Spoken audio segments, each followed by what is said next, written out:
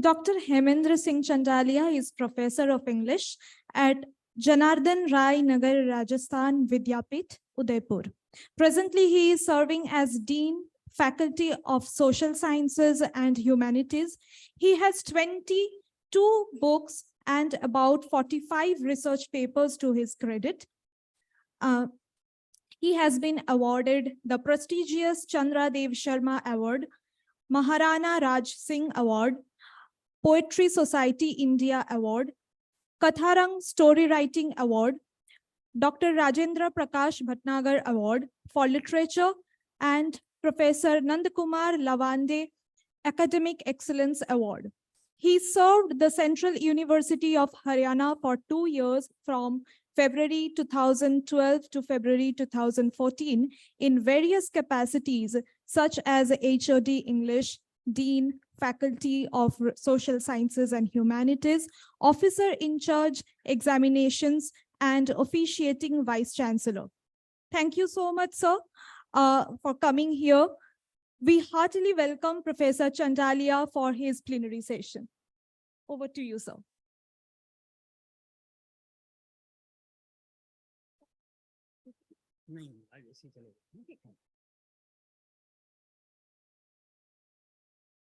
Good afternoon, friends. Honorable Professor Deepa ji, Head Department of Humanities of this university. Professor Ramika ji,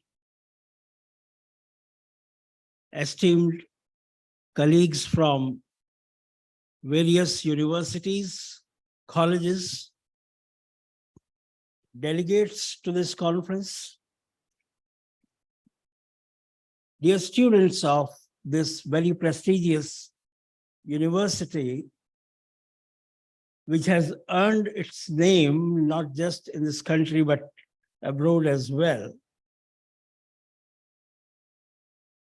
Thank you very much for inviting me to this conference.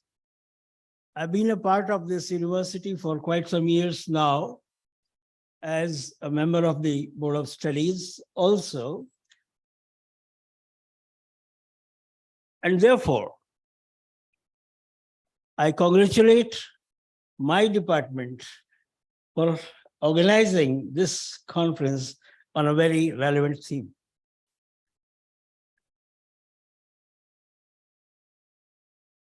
Friends,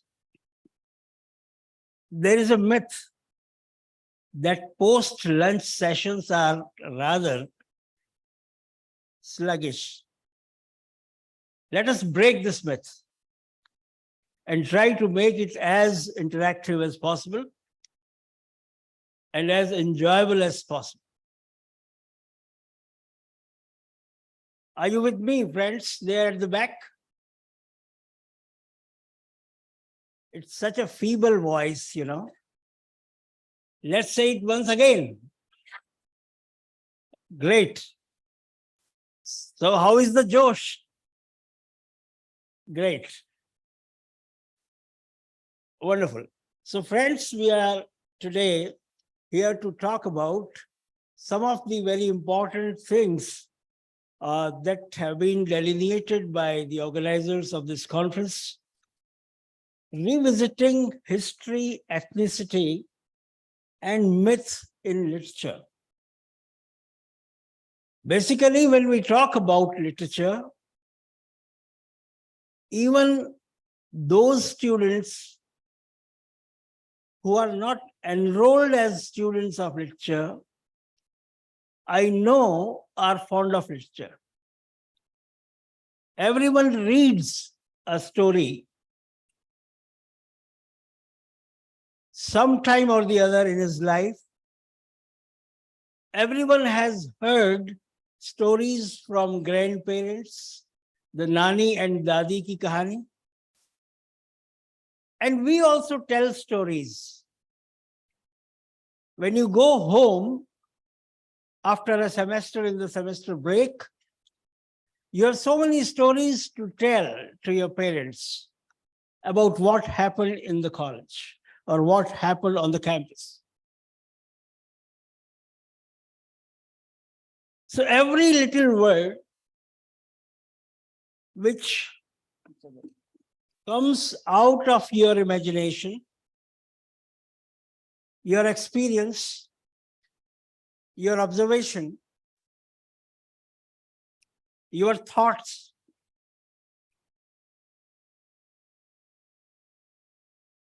and which has certain artistic flavor, becomes a part of literature. And therefore, when we talk about literature and its concerns, let me very humbly submit that literature is the domain of every human being.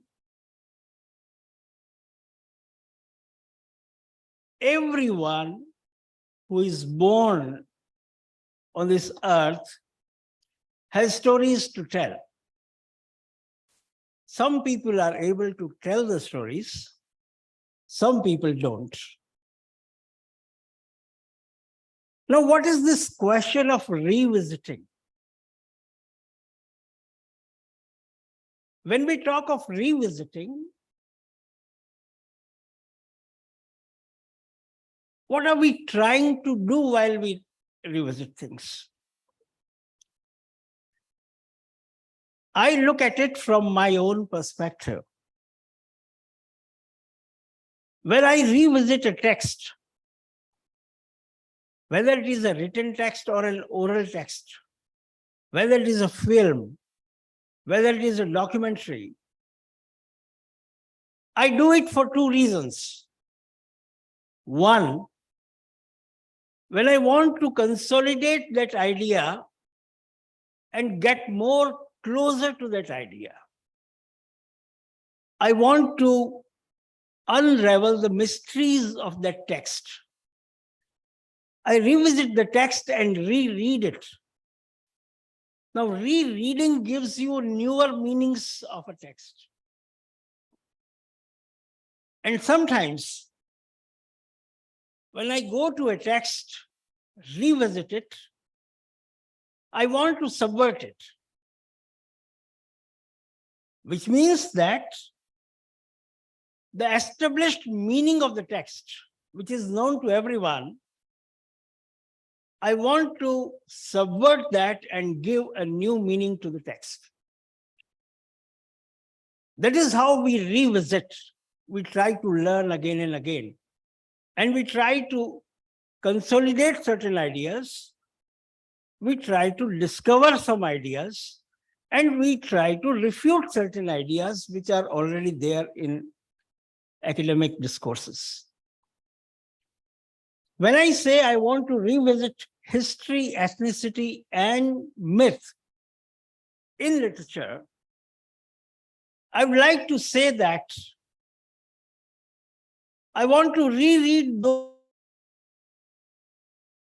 and reinvestigate the relationships that exist between these three things. What is the relation between ethnicity and history? What is the relation between ethnicity and myth? What is the relation between ethnicity, myth, and history, and how they are all reflected in literature? These are the questions before me. And I'll try to give you some small stories. Good stories, small stories, which you can all enjoy. And through these stories, I'll try to put forward my submission, my very humble understanding of revisiting myths. And I would like to share with you how we can appreciate multiplicity of existing texts. Now, this idea of multiple texts and the possibility of multiple texts is an essential component of all oral literatures of the world.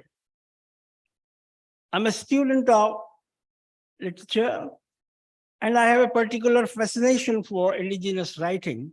I've been working on that for some time now. And you'll find that every rendering of the text is a new text. Every reading is a new reading. There is always an improvisation. Every presenter or reader who is reading a text reads it with his or her own contribution, adding to what has already been said. And no text is wrong. There is no question of authenticity of the text when you talk in terms of indigenous literatures. And therefore, there is no need to be judgmental as a student of literature. I explore things. I don't decide what is wrong and right. There are some people who are wise enough to say what is wrong and what is right, but I am not that kind of a man.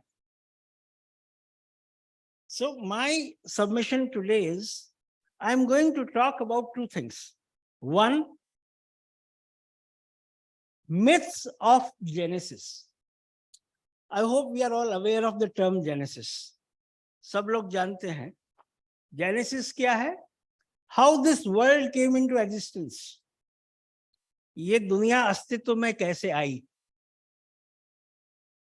अगर ये सवाल मैं आप सब लोगों से पूछूं, थोड़ा हिंदी चलेगा ना? Small. I'll speak in English as well. तो ये जो दुनिया है वो अस्तित्व में कैसे आई? कितने लोग बता सकते हैं कि ये कैसे आई? किसने बनाई? ब्रह्मा जी ने बनाई? Very good. और किसने बनाई? भगवान ने बनाई? कितने लोग कह सकते हैं कि भगवान ने बनाई? शाबाश, वेरी गुड, बहुत बढ़िया.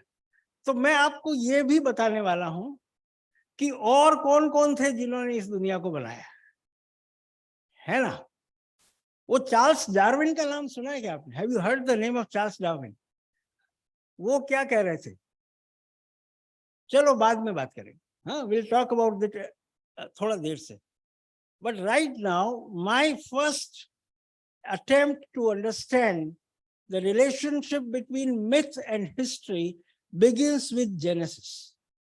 Because there could not be any moment in history as important as Genesis. And there are multiple tales about Genesis. There are multiple tales which people believe in. So this belief of people in tales is also a reality. Whether the tale is correct or not. But the reality is that at least 50 students here have raised their hands that God has made this cosmos. This is a reality based on a fictitious tale. एक कहानी है जो आपको इतनी अच्छी लगी कि आपको लगा वही सच है. ऐसी कहानियां हमारे जीवन में बहुत सारी है. There are so many tales in our lives which we think are reality. I'll give you one short example, small example. Sherlock Holmes का नाम किसने सुना है? अरे वाह, इतने सारे बच्चों ने सुना. Right? Who is Sherlock Holmes? Detective. शाबाश, आधे लोग सही बोल. He is a character created by Arthur Conan Doyle, who is a detective in a work of fiction. Who is a detective in a work of fiction? पढ़ना अच्छा लगता है, मजा आता है. Right? मेरी उम्र के लोग कम हैं, लेकिन हम लोगों के जमाने में उपन्यास जासूसी आते थे जिसका नाम कर्नल रंजीत एक ऑथर हुआ करते थे. हम लोग किताबों में छिपा छिपा के पढ़ते थे उपन्यास. But see, Arthur Conan Doyle created a character named Sherlock Holmes, and will you believe that in England somebody sold a gown, overcoat, and said that it was owned by Sherlock Holmes, and it was sold out. मजा आया कि नहीं है? Which means that Sherlock Holmes as a character is so authentic a character. See, kudos to the writer who has created such a character, that everyone who reads that book thinks that Sherlock Holmes is a real character. And those who study English literature, they would know that when Thomas Hardy wrote The Mayor of Casterbridge, if you have read about it, one lady came to him. That novel was serialized in a journal initially. Later on, it came out in the form of a book. So when it was being serialized, one lady came and started fighting with him, saying that, why are you writing the story of my husband? See, this is what is the relationship between literature and myth. She has this hallucination that there is a large degree of similarity between the imaginative text and the real story of her husband. That is how we sometimes identify with works of fiction, with cinema. I can claim that half of you, if you have seen the film Bagma, must have shed tears in the theater.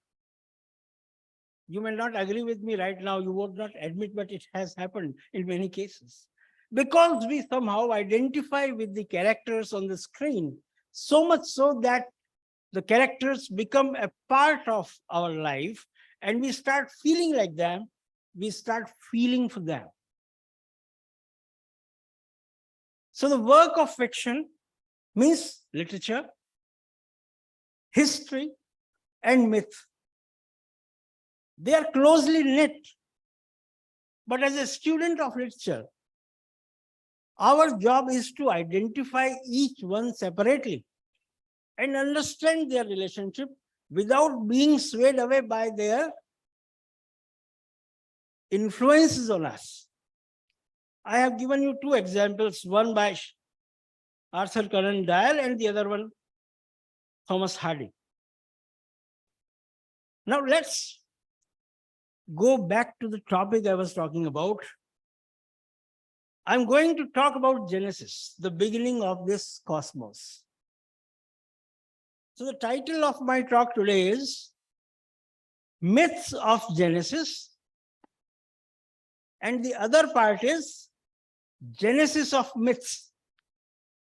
How myths get created.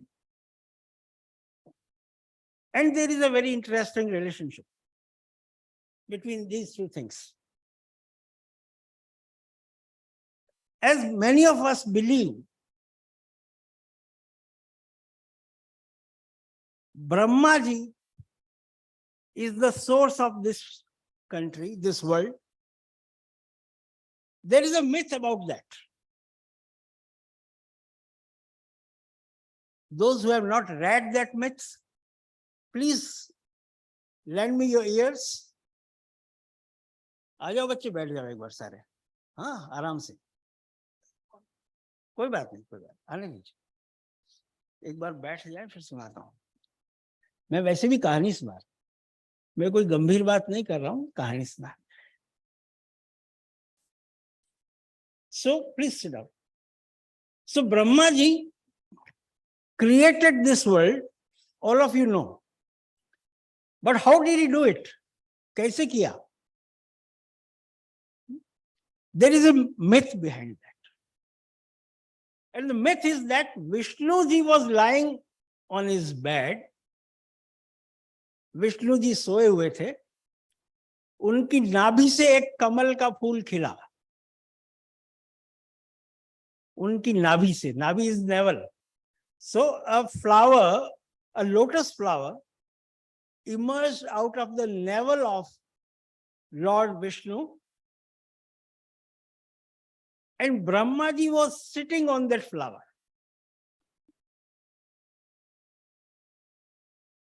And when Brahma ji decided to create this cosmos, he separated the petals of that lotus flower into three parts.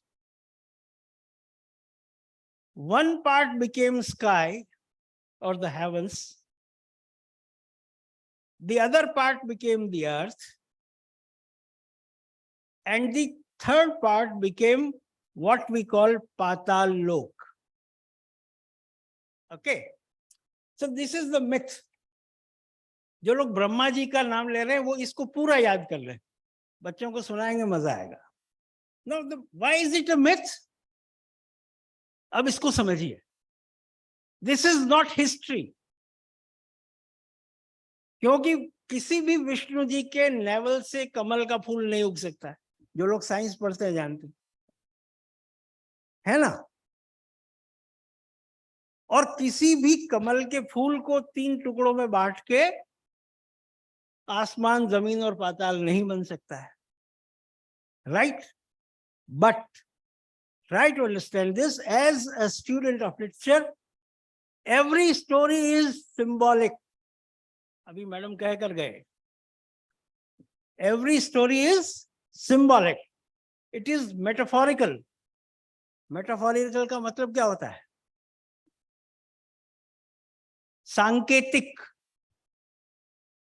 जिसमें जो कहा गया है उसके अर्थ उससे भिन्न होते हैं.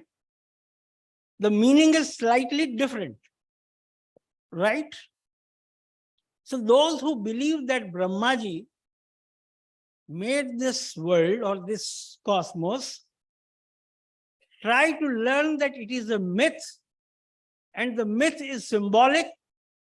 It is not history, right? Now let's go to another myth, which is the biblical myth. What is the biblical myth? Bible में क्या कहा है?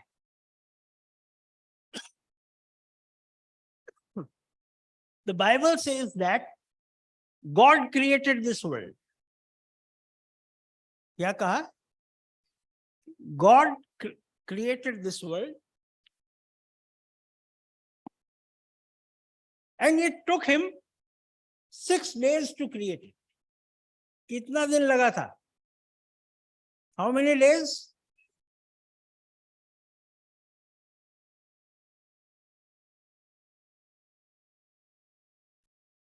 7, 6 दिन आप लोग क्या करते हैं? पढ़ाई करते हैं, काम करते हैं। 5 करते हो, अब 6 करना, ठीक है? And the 7th day, God was tired and he took rest. That is why it is called Sunday, the day of taking rest. In the biblical story of creation or the Genesis myth, it is said that God created. Earlier it was chaos, complete darkness, and God said, "Let there be light," and light there was. क्या कहता है Bible? ईश्वर ने कहा कि प्रकाश हो जाए, और प्रकाश. Then he said that let there be land. Everything was submerged in water, and he said that let some part of the land come out of the sea. And then the land came out and he was happy. So each day something was done. Once he said that there should be vegetation on that land, and vegetation came up. Animals. And then finally we all know the story of Adam and Eve. God created Adam first, and from the 6th rib of Adam, God created Eve. So this is the biblical story of Genesis. And many of us across the world believe in this also. कुछ लोग ब्रह्मा जी का नाम लेते हैं, वो एक कहानी है. कुछ लोग बाइबल का जो जिक्र करते हैं वो एक कहानी है. इस्लाम क्या कहता है? इस्लाम में भी कहा कि जेनेसिस 6 दिन में हुआ. It took 6 days for Allah to make this cosmos. But there is a slight difference in the biblical story and the story of Quran Sharif. I can quote the ayat number, it is 11.6. But there is a difference in which it is mentioned that God, in Islamic tradition, Allah sent angels to the earth and asked them to bring 8 different types of soils. And from these different types of soils, Allah created Adam. Now, this is the difference between the biblical story of Genesis or the myth of Genesis and the Islamic myth. And this is also accepted in a major part of the world. So I have talked of 3 major Genesis stories or Genesis myths. All of these are myths, remember. But this is not the end. There are many more. And भाई bore तो नहीं हो रहा कोई अपने से? कोई सो रहा है? राइट, एक बार क्लैप करेंगे सब मेरे लिए.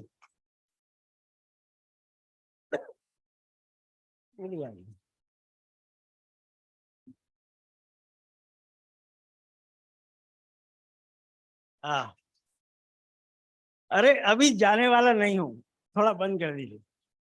हाँ, okay, thank you, thank you, thank you, thank you, thank you, thank you. अभी कुछ कहानियां और हैं. हाँ, if you are not tired, I wanted to do this exercise just to make you wake up, if you are sleeping. So friends, these are the 3 stories or the 3 myths that I have talked about, but there are many more, and I'm going to relate 3 or 4 more so that we can understand the diversity that exists in the world about Genesis. And I, for one, believe in the celebration of diversity. इस बात को समझ लीजिए कि दुनिया में जितने अधिक विचार होंगे उतना अच्छा, बगीचे में जितने ज्यादा रंग के फूल होंगे उतना अच्छा, संगीत में जितने ज्यादा उतार चढ़ाव होंगे उतना अच्छा, जीवन की मधुरता जो है, जीवन का जो आनंद है, वो विविधता में है।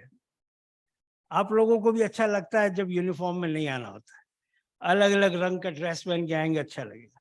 सिमिलरली विचार में भी जो लोग एक रूपता की बात करते हैं, जो लोग यूनिफॉर्मिटी की बात करते हैं, वो इस आनंद का मतलब नहीं जानते। हम इस आनंद को अनुभव करना चाहते हैं, इसको बचाए रखना चाहते हैं। So the next story that I'm going to talk about is, see, I'm not reading any theory, madam. I'm not reading any theory because theories are made by man and so are myths. ये कोई भी myth भगवान ने नहीं बनाई है, हमने बनाई। So I'm coming to the next myth. बहुत मजेदार है, इतना मजेदार है आपको आनंद आ जाएगा। That is the Greek myth of Genesis. We have talked about the Brahma story. मैं उसको हिंदू मिथ नहीं कहूंगा, वो बड़ा नेरो कर देता है चीजों को, है ना। ब्रह्मा जी बहुत बड़े हैं। So Brahma story, I have talked about the biblical myth, I have talked about Islamic myth. Now there is a myth in Greek literature. ये मत सोचिए कि मुझे ग्रीक आती है, नहीं आती है, लेकिन लिटरेचर हम पढ़ सकते हैं, अंग्रेजी में अनुवाद उसका मिल जाता है। तो अंग्रेजी भी इतनी बुरी नहीं है जितना लोग समझते हैं। So, what does the Greek myth say? That there was a void. Void means emptiness. सब कुछ खाली था, nothing was visible, अंधेरा था. But there was a bird. And the bird was called Nyx, N-Y-X. चिड़िया थी, चिड़िया का नाम था निक्स। ये कागज इसीलिए पलटा, मुझे वो नाम याद नहीं आ रहा था। नहीं आता है ना, हम लोग भी तो बूढ़े हो रहे हैं। So Nyx was a bird, and that bird had black wings. The bird had black wings. That bird laid down an egg. चिड़िया तो अंडा दे सकती है ना। So the bird laid down an egg. It was a golden egg. कितना? Golden egg. And she sat on the egg for ages, hatching the egg for ages. Finally, some movement started in the egg, which was symbolic of beginning of life. And then one day, the egg broke into two shells. So one part of that egg became the sky, and the other one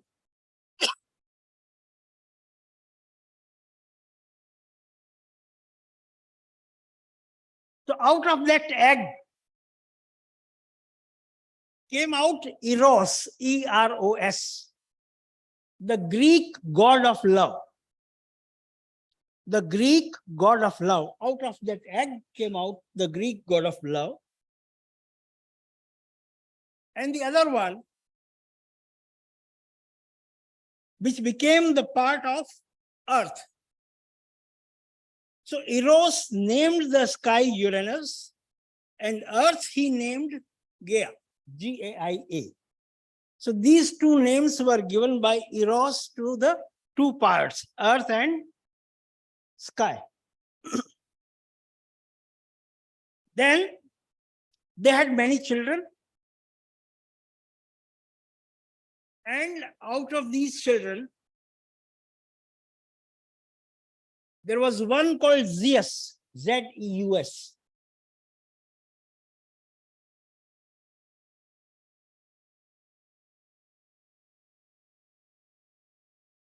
So Zeus saved the other children of the earth and sky, and finally created other creatures on the surface of the earth.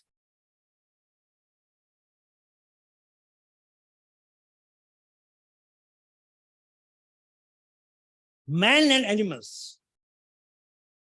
So there were two children of Zeus, Prometheus and Epimetheus. So Prometheus and Epimetheus, he ordered them to bring the gift of man and animals. And so the children of Zeus are responsible for the creation of man and animals on the earth. This is the fourth myth of Genesis. The fourth myth of Genesis. And in this myth of Genesis, the Greek myth, there is no mention of God. There is no mention of God. In the biblical myth, in the Islamic myth, and in the Brahma's myth, we have the mention of God, but in the Greek myth, we do not have a mention of God. We simply know that there was a bird. The bird was called Nix. The bird laid the egg. Out of the egg came out Eros. And then the children of Eros, Zeus, and Zeus creates man and animals on this earth.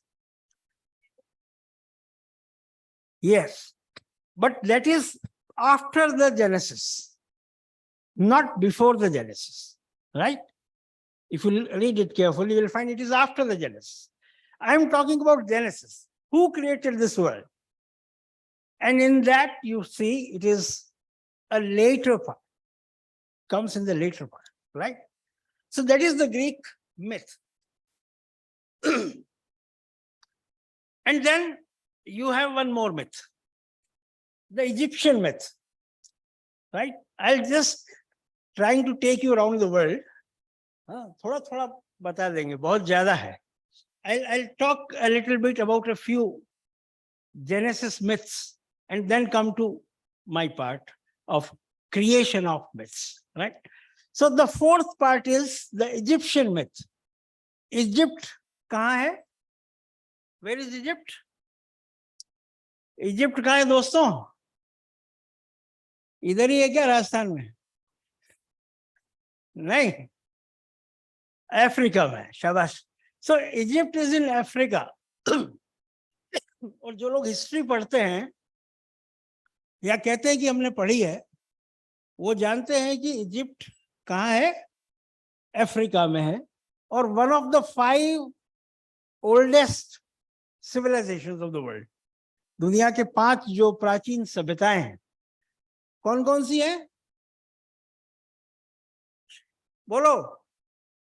हाँ, आगे. Egypt और Indus valley. Indus valley है ना, और China भी है, कितनी भी आलोचना कर लो, चाइना भी है, right? So these are 5. Now the Egyptian creation myth is also very interesting. वो ये कहते हैं कि initially there were 8 deities. Deities समझते हैं? वो छोटे वाले देवता. एक तो बड़े गॉड होता है, देवता होते हैं. So there were 8 deities according to the Egyptian myth. 4 of them had the heads of frogs. आप भगवान का मुंह मेंढक जैसा बना सकते हैं, मारेंगे लोग आज. But in the Egyptian myth, there were 8 gods, deities, 4 with the heads of snake and 4 with the heads of frogs. So in this myth, they say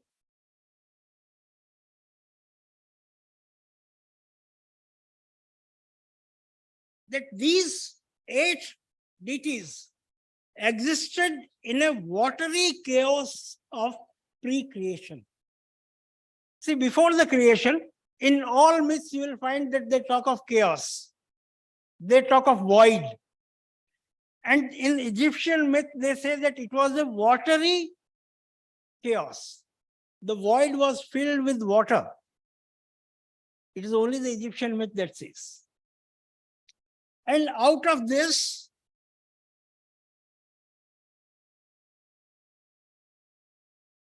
this nothingness had the potential of creation. The void had the potential of creation. And they believe that from these 8 gods came a cosmic egg. Again, the egg is there, which contained the deity responsible for creating the rest of the world, including the primeval mound, the first land to arise out of the waters of pre-creation. And they say that there was a bird also.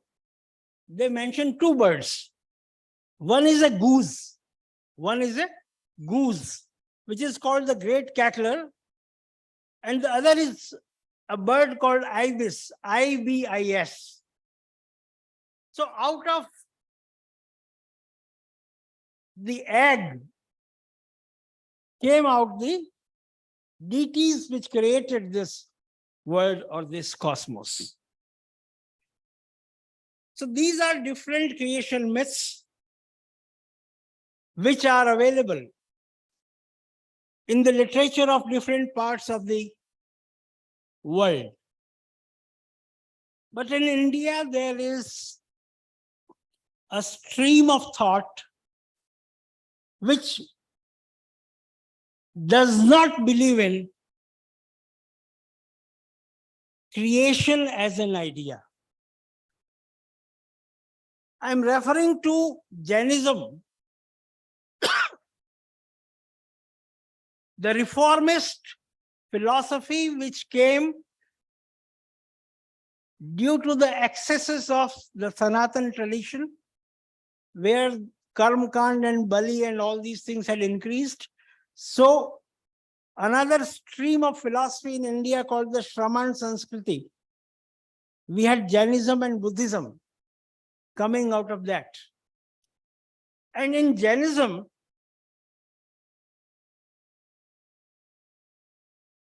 they say that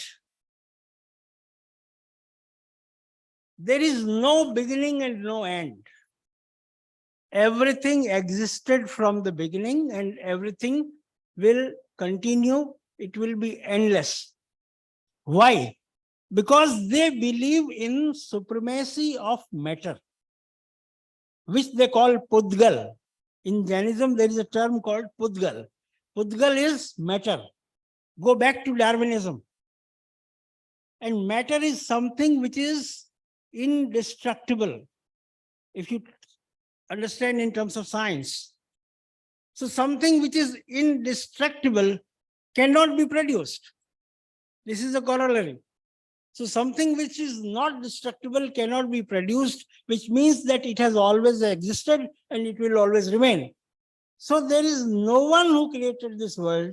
The world existed, and only matter with different interactions, permutations, and combinations gave birth to life on this earth. To me, this appears very close to the Darwinian theory, because Darwin also talks of matter. Darwin also talks of the phenomena and objects of nature and believes that the interaction of different objects and phenomena of nature is responsible for the creation or the genesis. And he gives you an entire theory of evolution. So 1853 onwards, the world has changed. There are 2 streams of thought about this cosmos in the world. One is the theory of divine creation. Other is the theory of evolution given by Charles Darwin. Now, we are all people living in 21st century. We are living in an age of science and technology. So, my submission is, let all myths remain as they are.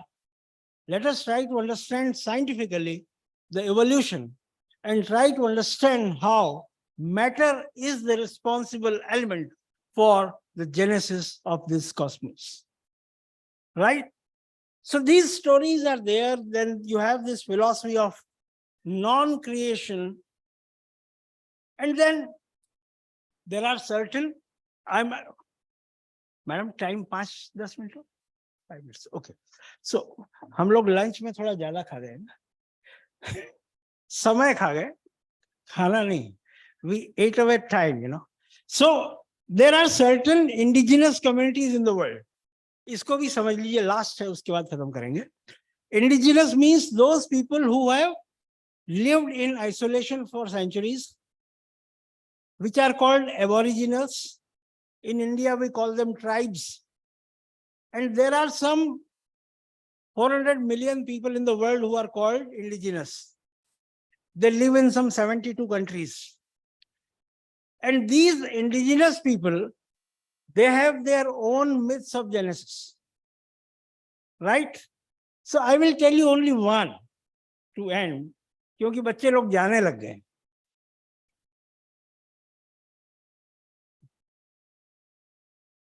फिर चाय का break होने वाला है बेटा, 5 minute और रुक जाओ. So lastly, I'll tell you one more myth that is popular among the Lepchas of Sikkim. In Sikkim, there is a tribe called Lepcha, Lepcha. And people of that tribe believe that they are children of snow. What do they believe? They believe that they are children of snow. There are two mountain peaks. One is Kanchenjunga, the highest peak in India. Everest is in Nepal. We all know that. So the highest peak is Kanchenjunga, and another peak is Tangshan. Tangshan is another mountain, another peak in Sikkim. They say that they are the children of these two mountains. They were created as siblings, but then they had this recreation, the process of giving birth, and they were all children of these two hills. And they say that after death also, they will go back to those mountains. Just as the popular myth is, we all come from God, and after death we go back to God. This myth among the Lepcha indigenous tribe is that they come from the two mountains and go back to them after death. So here also, it is a myth where God doesn't come into picture. It's not there at all. So what I'm trying to submit is that among all indigenous communities, nature is God. They are all nature-loving communities across the world. They consider earth as their mother. In some communities, they even consider sun as their mother. If you talk about certain tribes in Siberia, in Russia, they consider sun as feminine and consider sun as their mother. So there are so many myths and so many stories spread around in the world. They have certain element of truth, but more of it is fiction, imagination. Things that are said metaphorically and symbolically. As students of literature, we need to understand and try to derive the correct meaning out of that by reading and rereading. Why I'm talking about revisiting? Because when you revisit a text, you derive new meanings out of that. Now, finally, how myths come into existence? ये myth कौन बनाता है? Who creates? कोई नबी आके कहता है, कोई सूतसेयर आके कहता है, कोई देवता आते हैं, हम ही आते हैं जो कहते हैं. And in our dream, in our fantasy, sometimes even when we are awake, we have those fits of creation. Remember Kublai Khan, Coleridge's Kublai Khan. What was he doing? He was creating a myth. Remember that poem, you will all understand. So myths are created like Coleridge created Kublai Khan. इतना समझ जाएंगे तो सारे झगड़े खत्म हो जाएंगे दुनिया के. हम लोग मिथ पे ही लड़ रहे हैं भाई. कोई हिंदू नहीं है, कोई मुसलमान नहीं है। ये जो बकवास है उस सबको खत्म कर दो। हम सब होमोसेपियंस हैं। जेनेसिस पर जाइए, we are all Homo sapiens.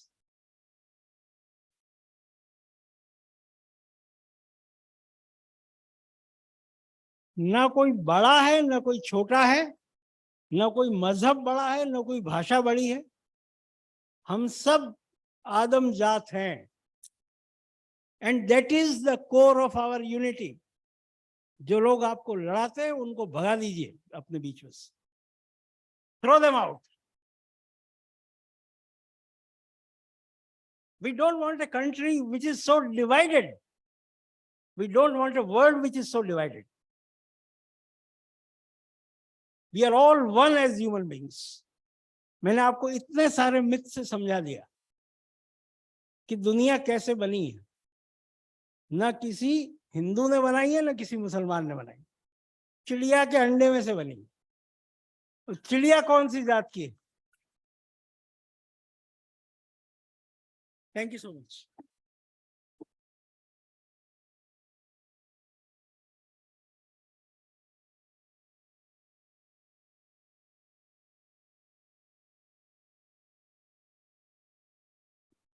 Thank you so much, sir, for your insightful talk. We will be moving towards the technical session.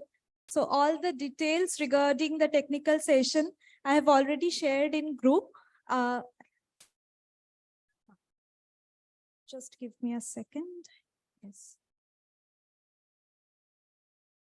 Participants of technical session 1, please go to CR25, which is in second floor, same block. Technical session 2, Old Moot Court, second floor, where we had our lunch, block A, same block. Then technical session 3, LT12, first floor, block A. Technical session 4 and 5, LT01 and LT02, this floor, I mean ground floor. Thank you so much.